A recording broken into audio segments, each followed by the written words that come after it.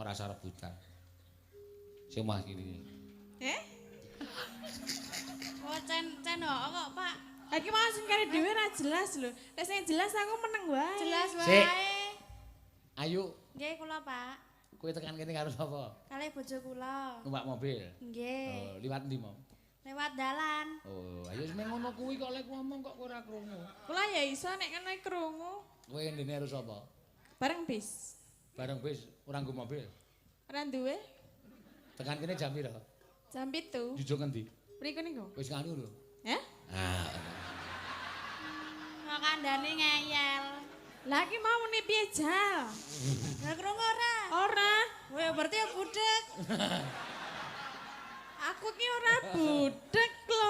Lho, hae-hae mah. Lah iki dalange sing ra jelas kok. Jelas wae. Yuk kowe mau tekan kene jam pira? Jam 7. Karo Pak. bojomu to? Nggih. Numpak mobil to? Numpak mobil. Jujuk kono to? Nggih. Wis mamur dong. Sampun. Ayo wis ngono kuwi lek Oh, aku wis cetok kok. Ayo nek karo kowe cetha. Kowe tekan kene jam pira, Tin? Jam 7. Numpak apa? Bis. Anu jujuk endi? Mriki niku. Wis mamur dong. Mpun. Karo ngomong sih. Heh? Ah.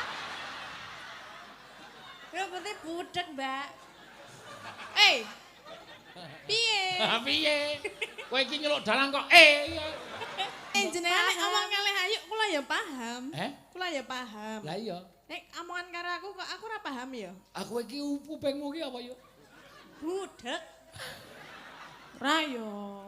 Lah Yo. krungu ora? Kowe rasa ngono, wis pokoke wis diseseni piye akeh. Nah. Nek kowe iki pancen suda rungon. Wis diakoni ora apa-apa nek le ayu ning budek. Ha iya.